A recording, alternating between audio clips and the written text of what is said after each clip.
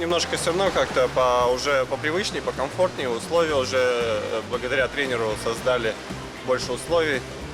Но там просто ближе к центру, и там тренер сборной тренирует, поэтому приходится там находиться чаще. Оттуда быстрее и легче куда-то поехать. В период самоизоляции, как все, приходилось тренироваться в домашних условиях. Я тренировался или в комнате, или у меня был тренажерный зал в подвальном помещении, ну, личный, где только я нахожусь. Основные тренировки, естественно, это были или велостанок, или там ОФП какие-нибудь, растяжки, приседания, там, подпрыгивания и так далее. Ну, то, что можно делать в домашних условиях. Полноценных тренировок, конечно, не было, ну, поэтому было сложно, но ничего, выкрутились.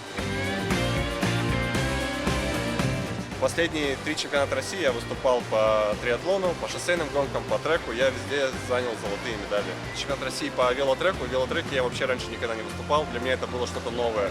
Ну, просто интересно было попробовать. И поэтому, ну и ритм там мне соперники все-таки дали жару. Приходилось эти медали отбирать, реально отбирать, зубами вырывать, потому что было очень сложно.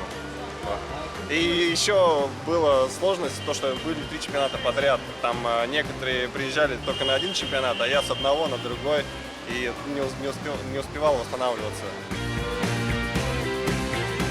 Как говорят все спортсмены, на морально-волевых, просто на хотелке на своей, на своем стержне, и, ну, чисто на морали на своей.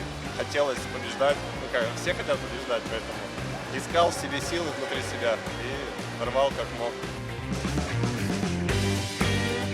Там, да, скорости другие, там быстрее, чем на шоссе катишься, ну потому что это, во-первых, в закрытом помещении, во-вторых, по ровной поверхности гладкой, там плюс еще виражи под уклоном, они придают тебе ускорение, если ты правильно в них ходишь и так далее. Там скорости такие более бешеные, конечно. Сначала было, когда первые тренировки, немножко страшновато. Самое главное, что Михаил сегодня очень подготовлен, на высоком уровне. Его результаты показаны и рекорды, установленные на треке в Санкт-Петербурге, они превосходят. Мы сделали анализ по 2016 года, все Паралимпиада и все чемпионаты мира. То есть результаты, особенно 3000, превосходят. Этот шанс реальный. Прошлый год я не успел из-за того, что пандемия началась, все международные старты отменили, и я не успел отобраться. Сейчас еще есть возможность, шанс реальный, поэтому будем прилагать все усилия. Ближайший старт, к которому Михаил будет готовиться, это чемпионат России по треку. Он пройдет в начале февраля в Санкт-Петербурге. Сборы пойдут в Минске на треке и в Крылатском, в Москве. И после этого в Рио-де-Жанейро пройдет первый чемпионат мира по треку. Летом пройдут чемпионаты мира, значит, и мировые серии по триатлону и по шоссе. В конце лета, в августе, уже Паралимпиада. И будем стараться, чтобы Михаила наша страна, Россия, заявила по 3 видам: трек, шоссейные гонки и триатлон.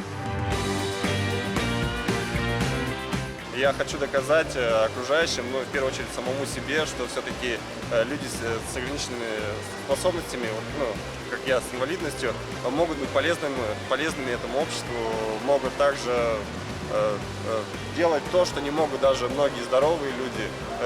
То, что они все-таки не лишние в этом мире, они тоже имеют право жить, как все, и имеют право на счастье.